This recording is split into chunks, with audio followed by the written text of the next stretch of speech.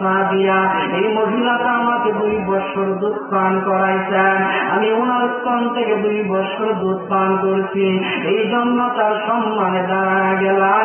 একটা জবান বন্ধ রাখবেন না, জোরে জোরে কি বলা যাবে? আল্লাহু আকবার। আরো মায়ের শুনে কি বলা যাবে? ইয়া রাসূলুল্লাহ।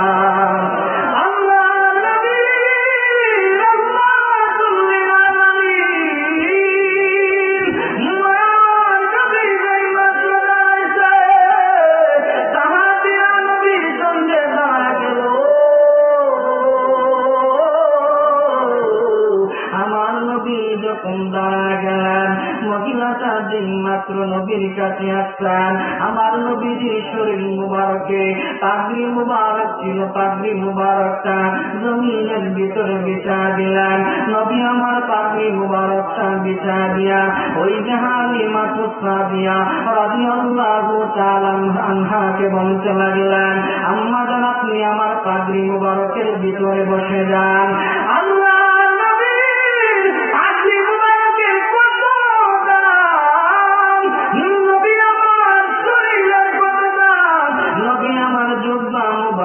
কত দাম, নবী আমার নবীর জুতা মুবারকের কত দাম। আমার নবীকে যখন আমার আল্লাহ দাওয়াত দিয়া আর সে মুআল্লার ভিতরে নিয়ে গেলেন, আমার নবীর জুতা মুবারক খুলতে চাইলেন, আল্লাহ ডাক দিয়া বলে, বন্ধুরে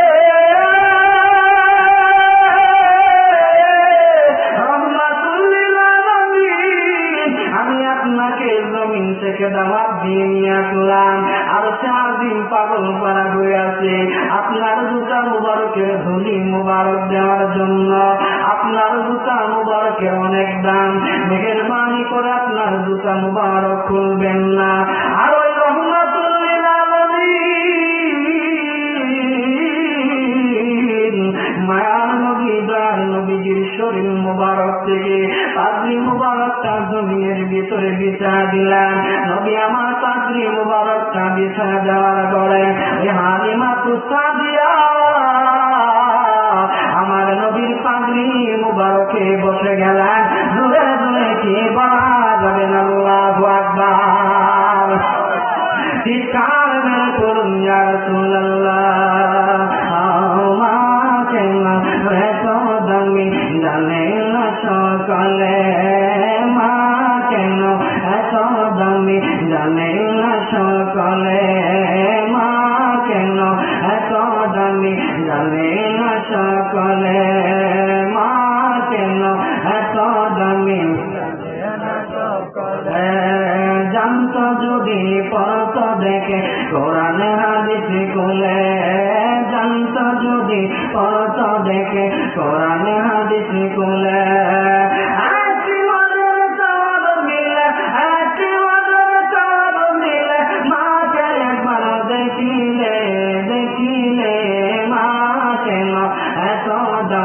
জানে না সকলে, মা কেন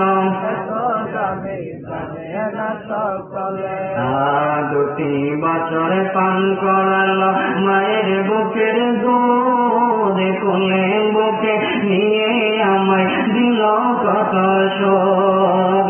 2 বছর পান করালো মায়ের বুকের দুধ, কোলে বুকে নিয়ে আমায় দিল কত শোক। 2 বছর পান করালো মায়ের বুকের দুধ, কোলে বুকে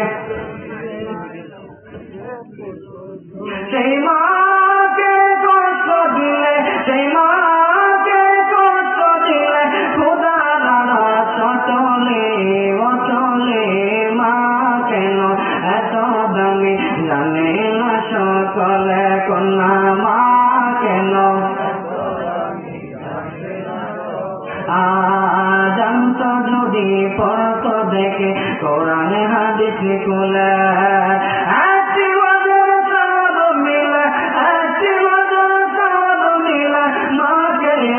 দেখিলে দেখিলে দেখিলে মা কেন এত দামি জানে না সকলে, মা কেন এত দামি জানে না সকলে। আল্লাহর ওলি বাইজিদের বিরল ঘটনা, মায়ের সেবায় ছিল তাহার নমুনা।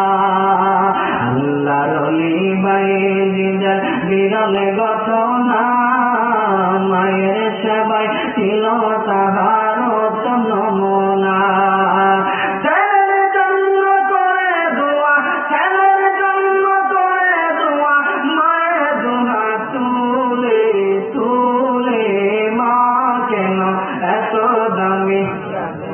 সকলে মা কেন এত দামি জানে না সকলে, জানত যদি পড়ত দেখে কোরআনে হাদিস গুলা।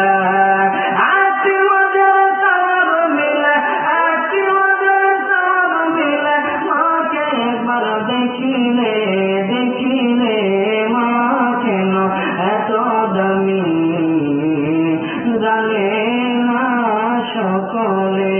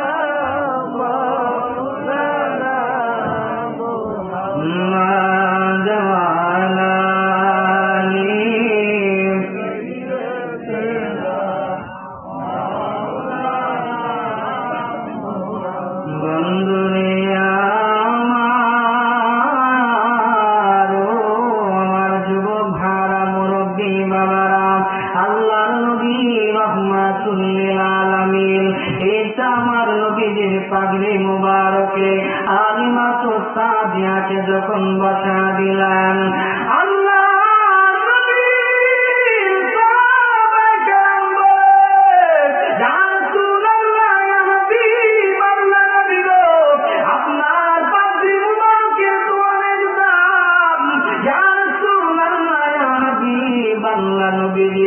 আপনার পাগড়ি মুবারকের ভিতরে আলিমাতু সাদিয়াকে বসার মতো অনুমতি দিলেন।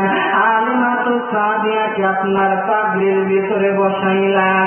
ইয়া রাসূলুল্লাহ, ইয়া হাবিবাল্লাহ, নবীজি আমরা জানতে চাই মা বাবার খেদমত কিভাবে করব, আমরা জানতে চাই মা বাবাকে কেমন সম্মান করব। আমার আপনার নবী, মার নবী, দয়ার নবী, রহমাতুল লিল আলামিন সাহাবীদেরকে বললেন, ও সাহাবীরা, তোমাদের মা হচ্ছে তোমাদের জন্য জান্নাত, তোমাদের বাবা হচ্ছে তোমাদের জন্য জান্নাত। মা বাবা যার ঘরের ভিতরে আছে তার ঘরের ভিতরে মক্কার মদিনা আছে। আল্লাহ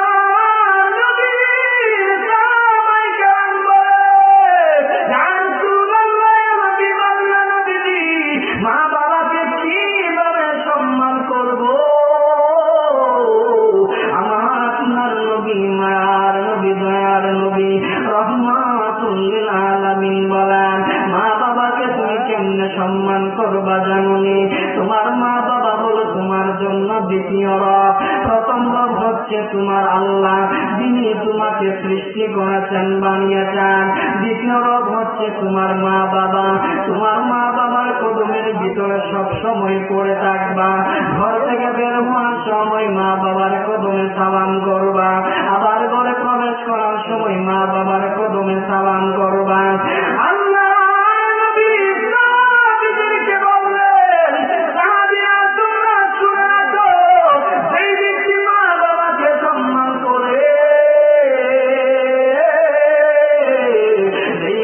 অন্তরের ভিতরে মা বাবার জন্য ভালোবাসা আছে, এই ব্যক্তির ভিতরে মা বাবার জন্য সম্মান আছে, আমার আল্লাহ তার জমিনের ভিতরে শ্রেষ্ঠ মানুষ বানা দেয়।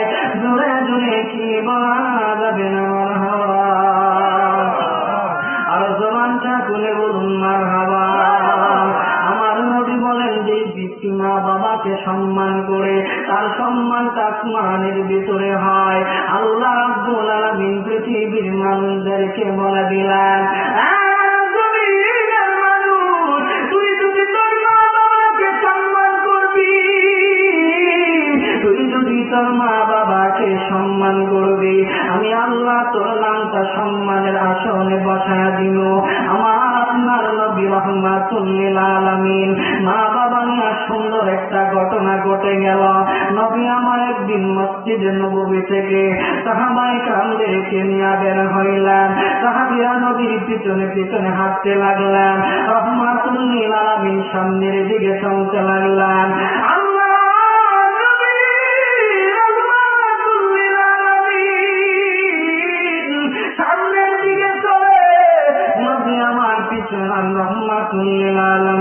সামনের দিকে চলে, সাহাবীরা পিছনে পিছনে চলে। আমার নবী প্রখর রৌদ্রের সময় দুপুরবেলা মরুভূমির ভিতরে বের হয়ে গেলেন। সাহাবীরা বলে, ইয়া রাসূলুল্লাহ, নবী গো, এত বিশাল বড় রৌদ্রের সময় এই মরুভূমির উত্তপ্ত বালির ভিতরে আপনি বের হয়ে গেলেন। আমার নবী সাহাবীদেরকে বললেন, আজকে তোমাদের কেমন একটা নিদর্শন দেখাবো, আজকে তোমাদের সামনে এমন একটা ঘটনা দেখাবো এই ঘটনাগুলো তোমরা তোমাদের জীবনে দেখো নাই। সাহাবীরা বলে, ইয়া রাসূলুল্লাহ, ইয়া হাবিবাল্লাহ, নবী গো, কি এমন ঘটনা আপনি আমাদেরকে দেখাইবেন?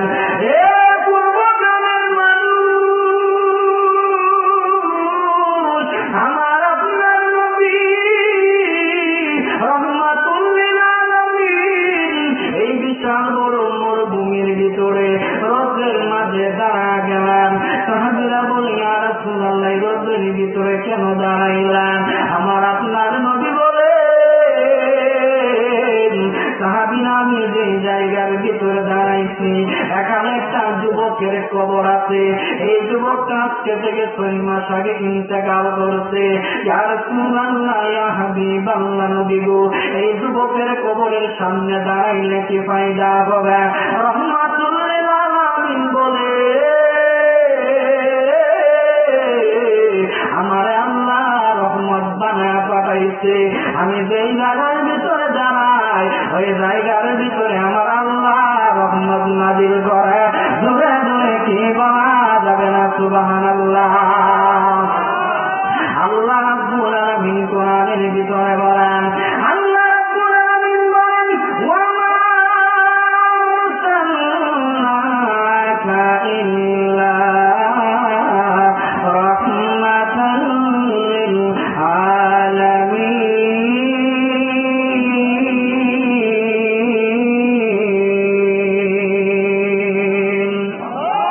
আল্লাহ রাব্বুল আলামিন বলে, আমাকে রহমত বানায় পৃথিবীতে পাঠাইছেন। নবী আমার বলে, তামাম জগতের জন্য আমি রহমত।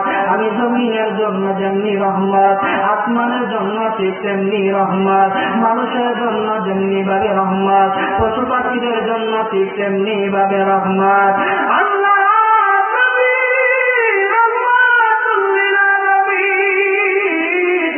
ওই কবরের সামনে দাঁড়ানোর পর আবার সাহাবীরা বলে, ইয়া রাসূলুল্লাহ, ইয়া হাবিবাল্লাহ, নবীজি, এই কবরের সামনে দাঁড়ায় আমরা কি করব? আমার নবী বলে, যুবকটা মারা গেছে 6 মাস হয়েছে, কিন্তু কবরের ভিতরে আযাবের সম্মুখীন হয়ে গেছে, জাহান্নামের আগুনে জ্বলতে জ্বলতে কয়লা হয়ে গেছে। সাহাবীরা বলে, ইয়া রাসূলুল্লাহ, আমরা কি করতে পারি? আমার আপনার নবী বলে, আমি রহমাতুল লিল আলামিন তারে দেখছি, আমার অন্তরের ভিতরে মায়া লাগছে। এই যুবকটাকে যেন আল্লাহ জান্নাতের মেহমান বানা দেয়, এই জন্য আমি তার মাকে এই জায়গার ভিতরে প্রেজেন্ট করব। দূরে দূরে কি বলা যাবে না? মারহাবা।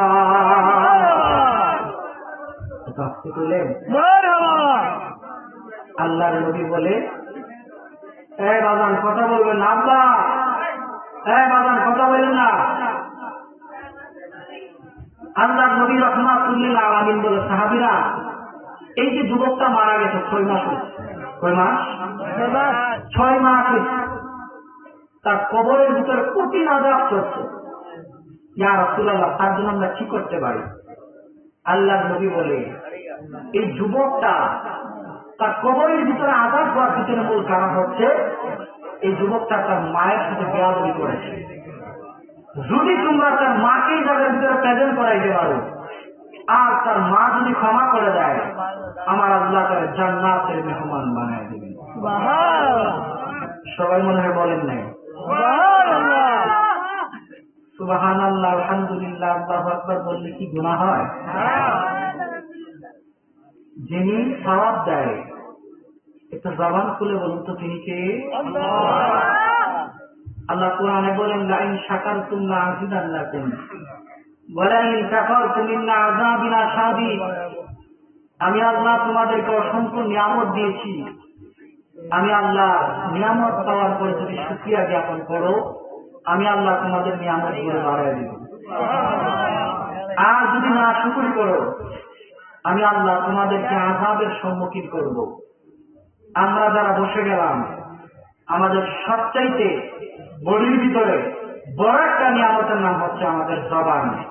একবার আওয়াজ তুলে কি বলা যাবে? মারহাবা। এই জবান দ্বারা যদি প্রশংসা করেন, এই জবান দ্বারা যদি কোরআন তেলাওয়াত করেন, এই জবান দ্বারা যদি মা বাবার কদমে সুমা লাগা দেন, আল্লাহর নবী বলে ওই ব্যক্তিটা পৃথিবীর জমিনে শ্রেষ্ঠতম একটা ব্যক্তি হয়ে যাবে। আর আসছে মানে এই জবানের এত মর্যাদা এই জবানের। আল্লাহ বলে এই জবান দ্বারা ইচ্ছা করলে গান গাওয়া যায়, ঠিক কিনা? আমরা ইচ্ছে করলে গান করতে পারতাম কিনা? কণ্ঠ কি খারাপ? গান মারলে ভালো লাগতো, ঠিক না? গাই না কেন? গান গাইলে টান দিলে ভালো লাগতো, গাই না কেন? কারণ এই জবানটা দিতে আল্লাহর প্রশংসা করার জন্য, এই জবানটা দিতে আল্লাহ কোরআনের তেলাওয়াত করার জন্য, এই জবানটা দিতে, এই জবানটা মা বাবার কদমের ভিতরে চুমা লাগানোর জন্য। আরো জোরে যেমন আল্লাহর কোরআন বলে, পৃথিবীর মানুষ তোমরা কি মনে করছো আমি তোমাদেরকে এমনি সৃষ্টি করছি? না, আমি তোমাদেরকে বানাইছি একমাত্র কেবলমাত্র শুধুমাত্র আমি আল্লাহর গোলামি করার জন্য। আল্লাহ বলেন, ওয়ামা খালাকতুল জিন্না ওয়াল ইনসা ইল্লা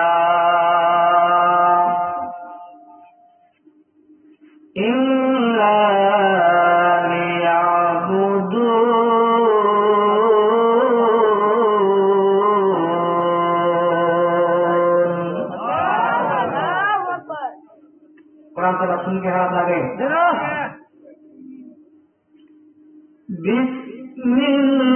বিসমিল্লাহির রাহমানির রাহিম।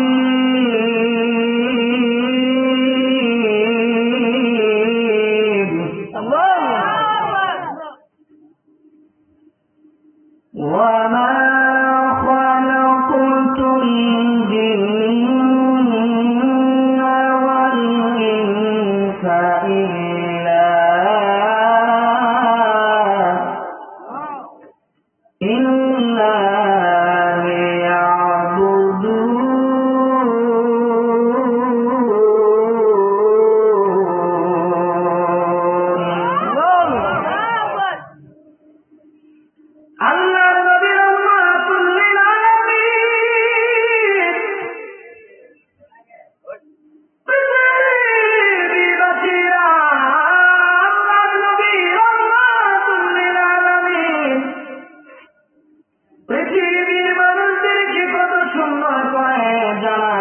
কত সুন্দর বয়ান করলেন। আমার আল্লাহ কোরআনের ভিতরে কত সুন্দর নিয়ামতের কথাগুলো জমিনের মানুষদেরকে শোনাইলেন। আল্লাহ বলেন, আমার কোরআন যারা তেলাওয়াত করে, কোরআন তেলাওয়াত করার কারণে জীবনে যত গুনাহ করছে, সগীরা গুনাহগুলি মুহূর্তের ভিতরে ঝরে পড়ে। পূর্বজামের মানুষ প্রিয় মুসলমান, আল্লাহর নবী রহমাতুল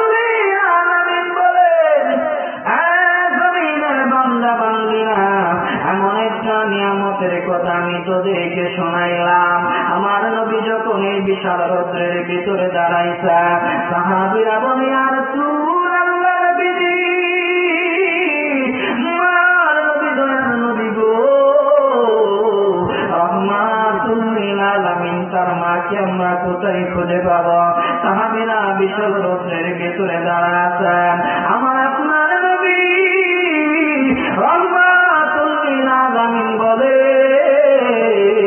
সাহাবীরা তোমরা অপেক্ষা করো, অল্প কিছুক্ষণের ভিতরে যুবকের মা চলে আসবে। সাহাবীরা কবরের পাশে দাঁড়ায় আছেন।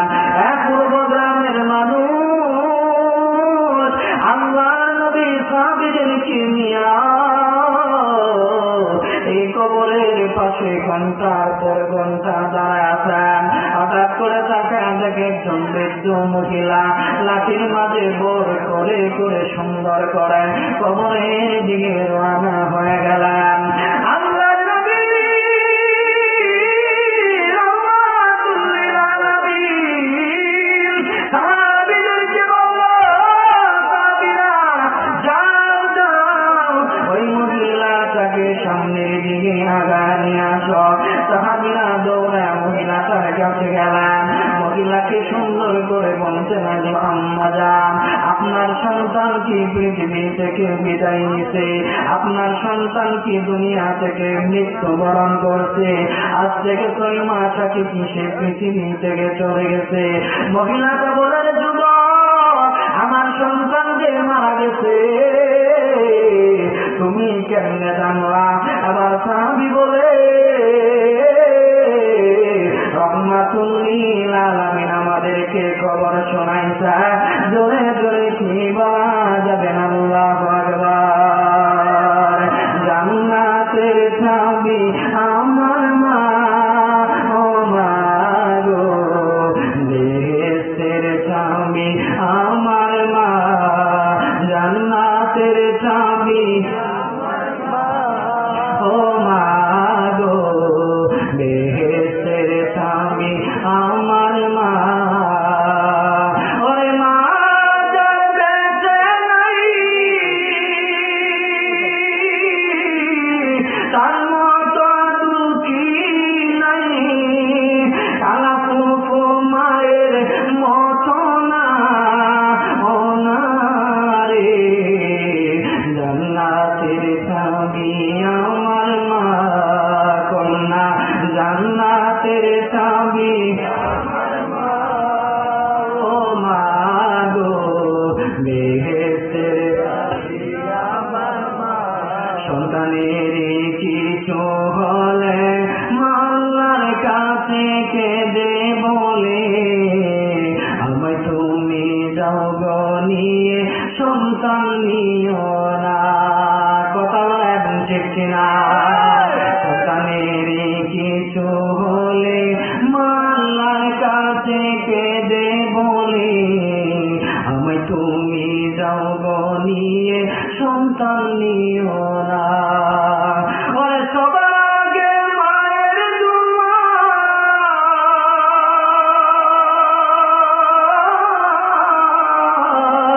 সবার আগে মায়ের দুয়া, কবুল করেন দয়াল আল্লাহ। মায়ের দোয়া বিফলে যায় না, ও মা রে, জান্নাতের চাবি আমার মা, কন্যা জান্নাতের চাবি আমার মা, ও মা গো, বেহেশতের চাবি আমার মা। পূর্ব গ্রামের মানুষ আল্লাহর নবী রহমাতুল লিল আলামিন সাহাবীদেরকে যে মাত্র বাঁচাইল, সাহাবীরা মহিলার কাছে যাওয়ার পরে, মহিলার কাছে বলার পরে, যখন রহমাতুল লিল আলামিনের কথা শুনছে, মহিলা পাগলিনীর মতো সামনের দিকে আসতে লাগলো। আবার কবরের গোড়ায় যখন আয়েশা দাঁড়াইছে, আমার আপনার নবী বলে, আম্মা জান, আপনার সন্তান কবরের ভিতরে কঠিন আযাবের সম্মুখীন আছে। আপনি যদি আপনার সন্তানটাকে মাফ করে দেন, আল্লাহ আপনার সন্তানের কবরটাকে জান্নাতের বাগান বানাবে। মহিলাটা বলি ইয়া রাসূলুল্লাহ, ইয়া হাবিবাল্লাহ, নবীজি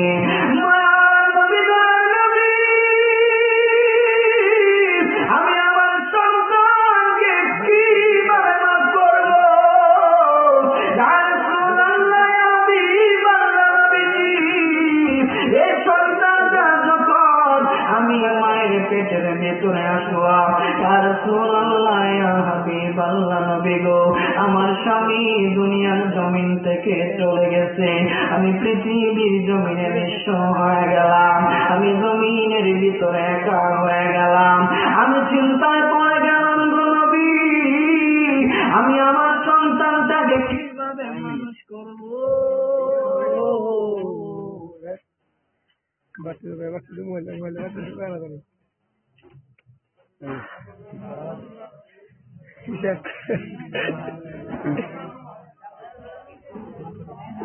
দেন না দে 11:30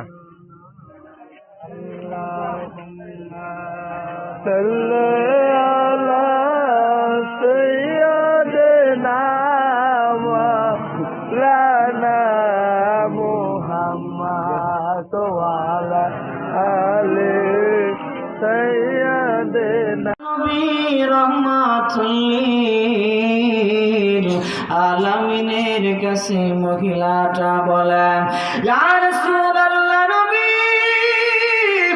মার নবী, দার নবীজি, আমার স্বামী বিদায় নেওয়ার পরে আমি চিন্তায় পড়ে গেলাম, আমি টেনশনের ভিতরে পড়ে গেলাম, আমার এই সন্তানটাকে আমি কিভাবে বড় করব? ইয়া রাসূলুল্লাহ, ইয়া হাবিবাল্লাহ, নবী গো, আমার এই সন্তানটাকে নিয়ে আমি মানুষের ঘরে ঘরে কাজ করছি, আমি মানুষের বাড়িতে বাড়িতে কাজ করছি। ইয়া রাসূলুল্লাহ, নবীজি, রাহমাতুল লিল আলামিন, মানুষের ঘরে ঘরে কাজ করে আমি আমার সন্তানটাকে বড় করলাম। একবার আওয়াজ তুলে বলা যাবে কি মারহাবা? আল্লাহর নবী, পৃথিবীবাসীরা আল্লাহর নবী রাহমাতুল লিল আলামিনকে মহিলাটা বলে চোখের পানি ছেড়ে কান্না করে, ইয়া রাসূলুল্লাহ, ইয়া হাবিবাল্লাহ, নবীজি, এই সন্তানটাকে আমি লালন পালন করলাম, আমি মাদ্রাসায় পড়ায় তারে হুজুর বানাইলাম, আমি মাদ্রাসায় পড়ায় তারে আলেম বানাইলাম। ইয়া রাসূলুল্লাহ, ইয়া হাবিবাল্লাহ, নবী গো, আমার এই সন্তানটা যখন বড় হয়েছে, বিয়ে করানোর মতো যখন বয়স হয়ে গেছে, ইয়া রাসূলুল্লাহ, আমি কত আনন্দিত ছিলাম। আমার সন্তানটাকে বিয়ে করানোর পরে আমার ঘরের ভিতরে পুত্রবধূ আসবে, আমাকে রান্না করে খাবার খাওয়াইবে। ইয়া রাসূলুল্লাহ, নবী, রাহমাতুল লিল আলামিন, এই সন্তানটা আমাকে রান্না করে তার বিবি আমাকে খাবার খাওয়াইবে। ইয়া রাসূলুল্লাহ, ইয়া হাবিবাল্লাহ, নবী গো, এমন আশা আমি আমার অন্তরের ভিতরে পোষণ করলাম। আমি যখন আমার সন্তানটাকে বিয়ে করাইছি, পুত্রবধূকে যখন আমার ঘরের ভিতরে নিয়ে আসলাম, আমার নবী, দয়ার নবী, রাহমাতুল লিল আলামিন, আমি আমার পুত্রবধূকে ঘরের ভিতরে আনার পরে মাস 2 মাস পর্যন্ত ভালোই ছিল। 2 মাস পরে আমি মাকে দেখতে পারে না, আমার সন্তান পরিবর্তন হয়ে গেছে। লম্বা ঘটনা ইয়া রাসূলুল্লাহ, নবী, একদিন আমি মা কে সন্তান 2টা পা দ্বারা আমি মায়ের শরীরের ভিতরে লাথি মারছে। ইয়া রাসূলুল্লাহ ইয়া হাবিবাল্লাহ নবী গো তার লাতিকা জমিনের ভিতরে পড়ে গেলাম। ও মায়ার নবী দয়ার নবী গো এর কিছুদিন পরে আমার সন্তানটা অসুস্থ হয়ে গেছে, বিছানার মাঝে পড়ে গেছে, আপন বিবি তারে ছেড়ে চলে গেছে। আমি তার সেবা শুশ্রূষা করলাম কিন্তু তারে বাঁচাইতে পারলাম না, জমিন থেকে বিদায় নিয়ে চলে গেছে। একবার আওয়াজ তুলে কি বলা যাবে না আল্লাহু আকবার? চিৎকার মেরে কি বলা যাবে ইয়া রাসূলুল্লাহ? পূর্ব গ্রামের মুসলমান খুবই মনোযোগ, আল্লাহর নবী রাহমাতুল লিল আলামিন এই মহিলার কথাগুলো নবী যখন শুনছিলেন আমার নবীজির নূরানি চোখ দ্বারা জমিনের ভিতরে পানিগুলো পড়তে লাগলেন। রাহমাতুল লিল আলামিন বলে আম্মা জান আপনার সন্তান তো বিদায় হয়ে চলে গেল, আম্মা কবরের ভিতরে ঘুমাইছে কিন্তু আমার আল্লাহ তারে ক্ষমা করে নাই, তারে জাহান্নামের আসামি বানায় দিছে, আপনি মেহেরবানি করে তারে মাফ করে দেন। মহিলা বলে ইয়া রাসূলুল্লাহ নবী গো আমি কিয়ামত পর্যন্ত তারে মাফ করতে পারি না। জোরে জোরে কি বলা যাবে না আল্লাহু আকবার? আল্লাহর নবী রাহমাতুল লিল আলামিন ওই মুহূর্তে মহিলার চোখের যে একটা পর্দা ছিল, কবরের আযাবের যে একটা দৃশ্য ছিল, আমার নবীজি মহিলার দুইটা চোখের ভিতর হাত রাখলেন, চোখের আবরণটা সরে গেল।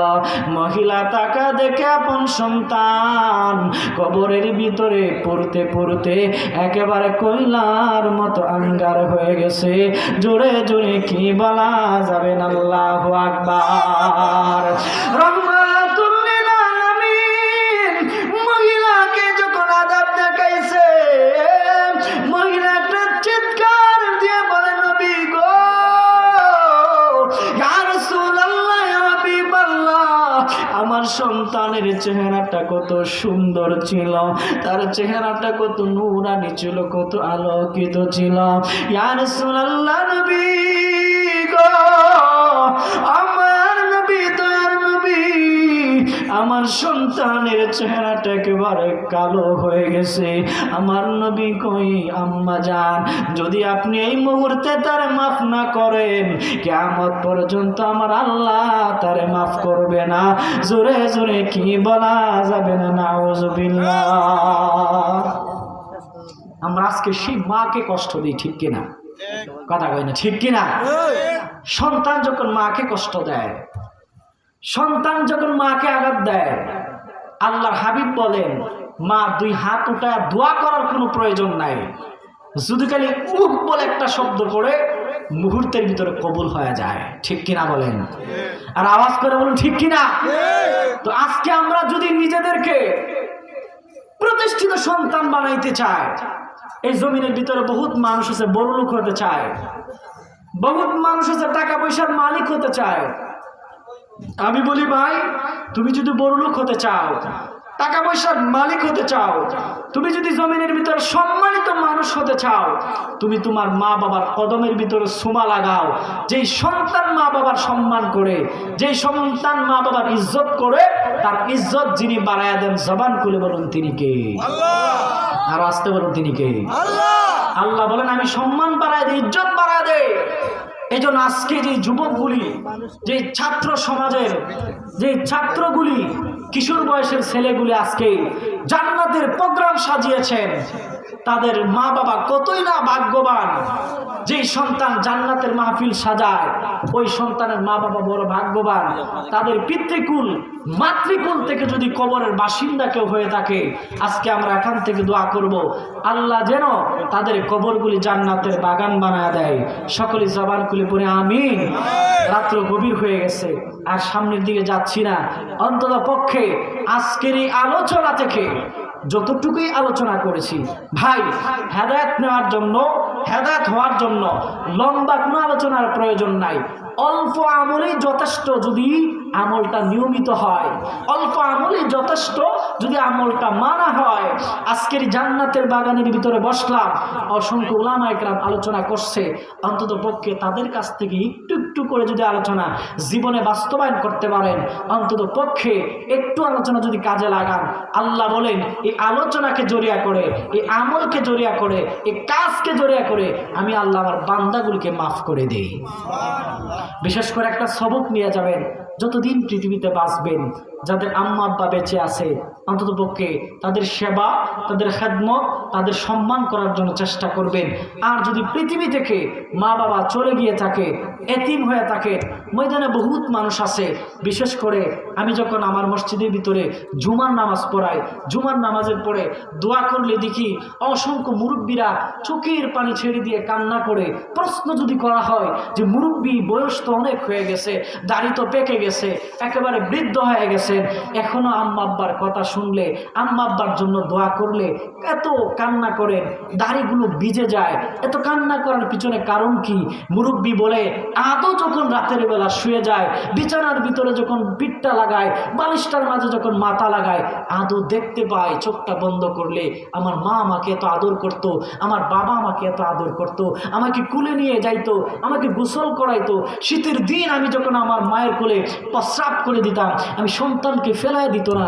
আমি যখন আম্মার সাথে ঘুমাইতাম, ডান বাজু প্রস্রাব করলে আমি সন্তানকে বাম বাজু শোয়াইতো। আমি বাম বাজু প্রস্রাব করলে মা যেই প্রস্রাবের জায়গাটা আছে, ভিজা জায়গা আছে, ওখানে শুয়ে আমি সন্তানকে শুকনো জায়গার ভিতরে শোয়াইতো। ওখানে প্রস্রাব করে দিলে মা আমাকে কুলে নিয়ে জড়ায় সারা রাত কাটায় দিত।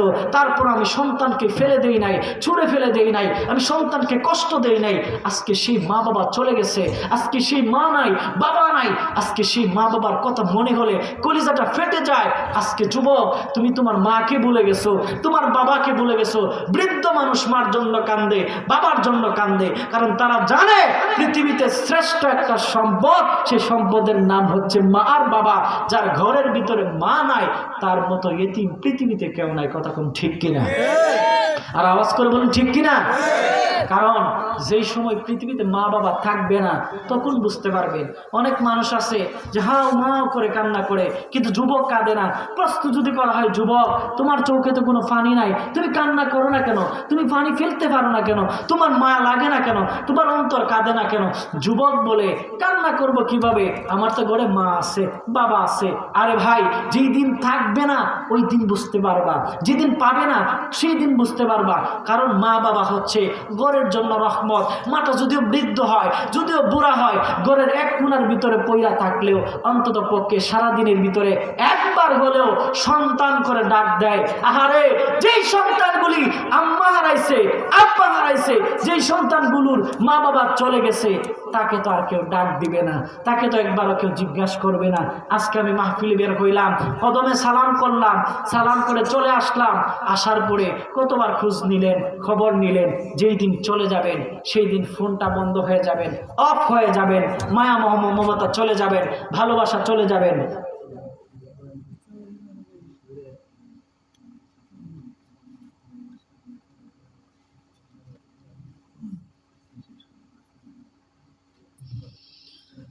আল্লাহুম্মা সাল্লি